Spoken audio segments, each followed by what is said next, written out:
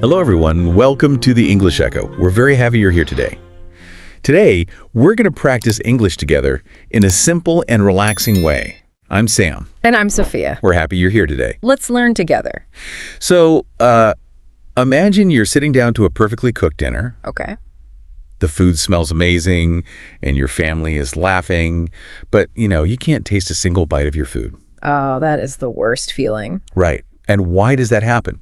Because your brain is, well, it's already at work tomorrow morning. Yeah. You are physically at the table, but your mind is just living in the future. That is such a common experience. It really is. Many learners actually talk to me about this exact feeling. We sit in a beautiful, safe, present moment, but we feel stressed. Mm-hmm. We worry about our jobs or our savings or, our health. Yeah, absolutely. We just worry about problems that haven't even happened yet. It's true. I mean, we keep asking ourselves all these fearful questions. We ask, what if something goes wrong? Or what if I fail? We forget to look at what is going right today, mostly because we spend all our energy on tomorrow. Yeah, we really do. But why does the brain do this? It feels like our minds are just working against us. Well, actually, your brain is just trying to protect you. Oh, really? Yeah. Our brains are designed to look for danger. A long time ago, looking for danger is what kept humans alive. Right, like watching out for wild animals. Exactly. Mm-hmm. Today, we don't have wild animals chasing us, but our brains, well, they still want to solve problems early. I see. The problem is the brain gets confused. It treats a possible future problem like a real danger happening right now. Wow, that makes a lot of sense. The brain thinks it is helping. Mm-hmm, it does. But honestly, worrying about tomorrow doesn't protect you at all. It just steals your peace today. Yes, completely. It just takes away your energy. So how can we prepare for the future without feeling so stressed? I mean, we still need to be responsible people, right? Oh, for sure. We can't just ignore tomorrow. You're exactly right. We must be responsible.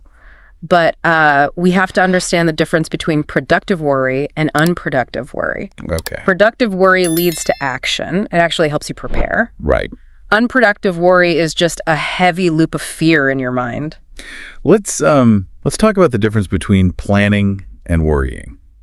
It's just something everyone thinks about. Yes, money is a perfect example. So planning is sitting down and creating a budget. Mm-hmm. It's looking at what you spend and saving a little money every week. Those are useful actions. You are focusing on your circle of control. The circle of control. What does that mean exactly? Well, it means there are things in life you can control and things you can't. Okay. You can control your budget, you can control how much you save, but you cannot control the whole economy. Right. Obviously not. So planning is staying inside your circle of control. Okay, so planning involves action.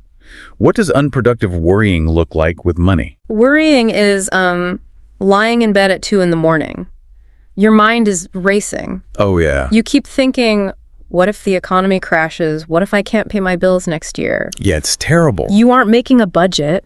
You aren't taking any action. You are just feeling afraid of something completely outside your control. I've definitely done that, just lying awake, spinning in circles. I heard a really interesting comparison about this. What was it? Worrying about the future is like paying interest on a debt you haven't even borrowed yet. Wow, I love that comparison. Yeah, it really makes you think. Because when you borrow money, you pay extra money called interest. So worrying is paying a heavy emotional price for a problem that doesn't even exist yet. Exactly. And the worst part is, we actually suffer twice. We suffer once in our mind when we imagine the terrible problem. Then we suffer again if the bad thing actually happens. Right. We feel the pain 2 times. But, most of the time, the terrible thing never happens at all. Yes. We just paid a huge emotional debt for no reason. We spend our energy on a ghost. This is why we need to focus on what is in our control today.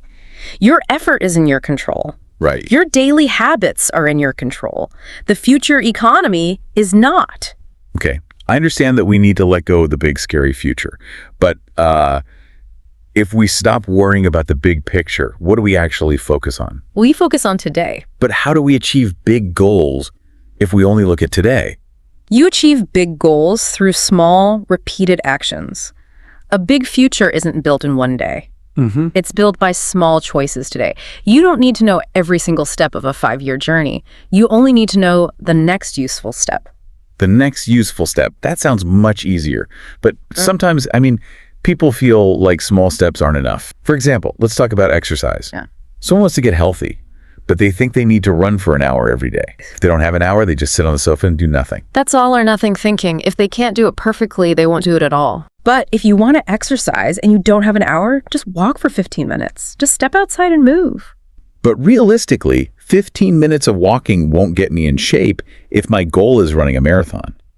Doesn't scaling it down that much feel a little bit like giving up? It isn't giving up at all. It's about building the habit. Okay. When you walk for 15 minutes, you aren't just burning calories, you are proving something to your brain. What are you proving? You are proving that you are a person who shows up and exercises even when it's hard. Ah, I see.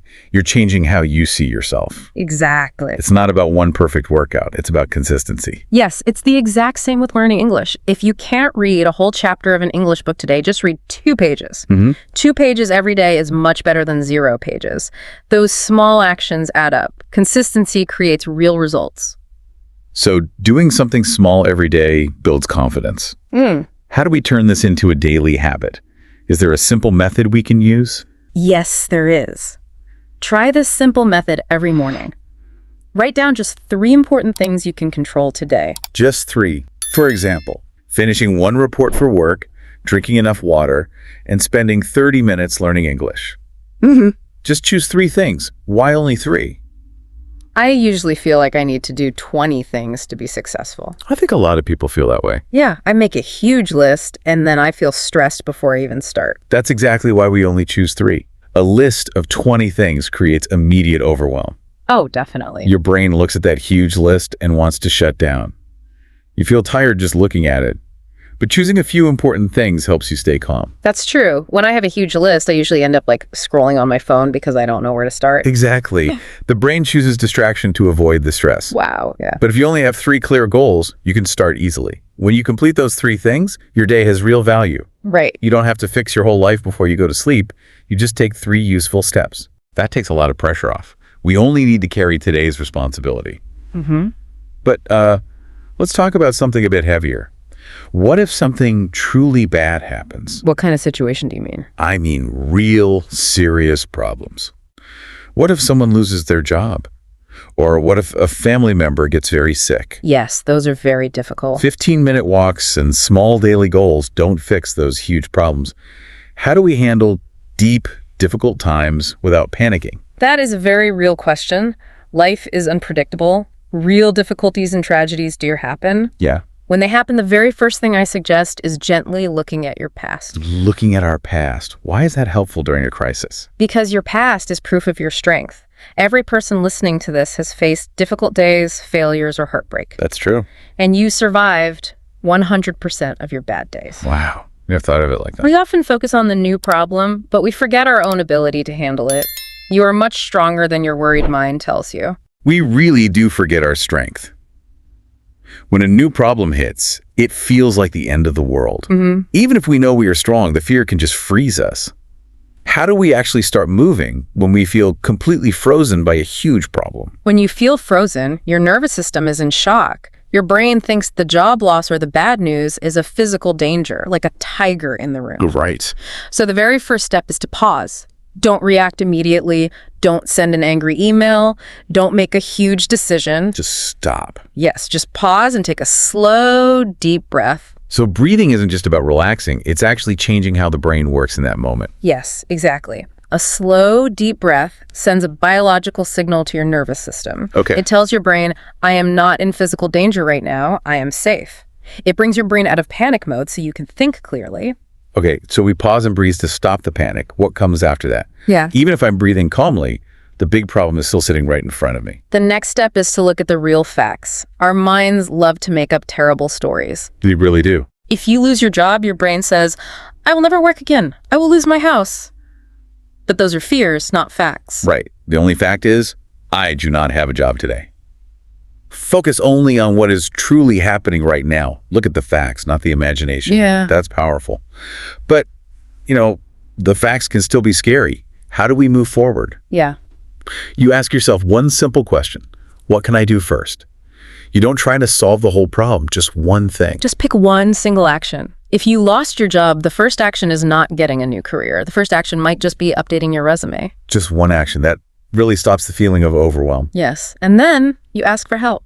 This is a crucial step. You don't have to carry the heavy weight alone. Talk to a wise friend, a family member, or a professional. Right. Sometimes just explaining the problem out loud helps you see it differently. I think asking for help is hard for a lot of people. Yeah. We want to seem strong. We think asking for help means we failed. Many people feel that way, yes. But it really is a sign of strength to say, I need support. It is absolute strength. And the final step in a crisis is giving yourself time. Time. Some problems cannot be solved quickly. You have to take a step, rest, and then take another step tomorrow. You have to give the situation time to improve. Those steps make a crisis feel manageable.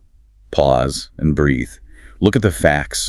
Pick one action. Ask for help. Give it time. Yes. During that time, I think the way we speak to ourselves matters a lot. Self-talk changes everything. The words you use in your mind change how you feel in your body. Right. When a crisis happens, many people say to themselves, I have no idea what to do. This is a disaster. When you say, I have no idea what to do, you feel completely helpless. You become a victim of the problem.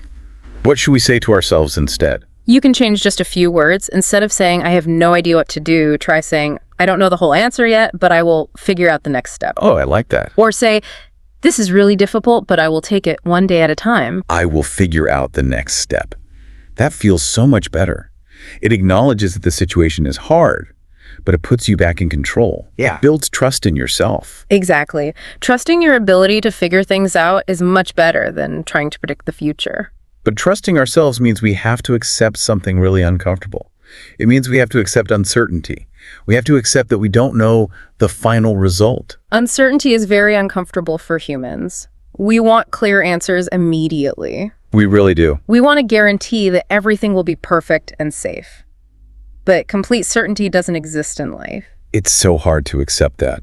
Because when we don't know what will happen, we automatically imagine bad things. Yeah. We imagine failure. We rarely ask, what if everything works out perfectly? That's the brain looking for danger again. But uncertainty is actually neutral. It isn't just negative. Right. Uncertainty also brings good surprises.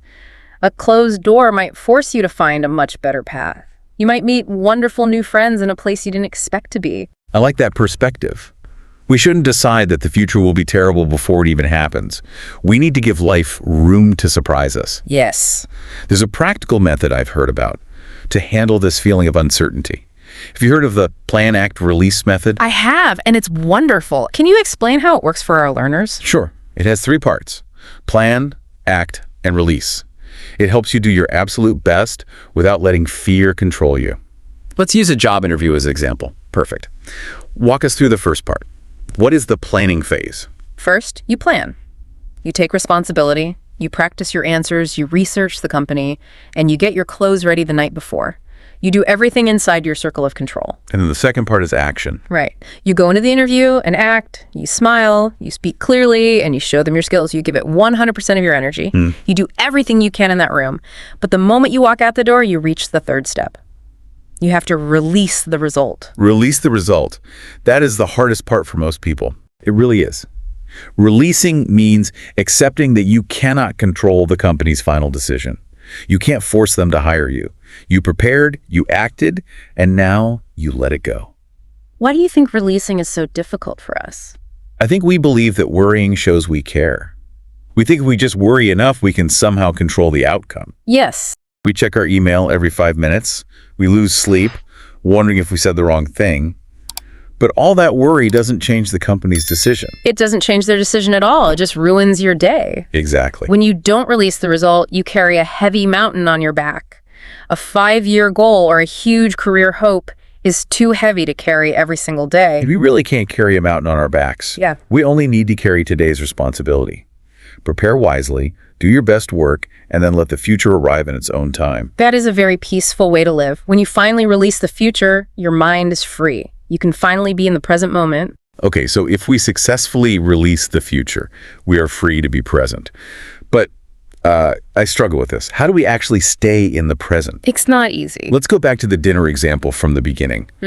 My body is at the dinner table, but my mind travels to the office.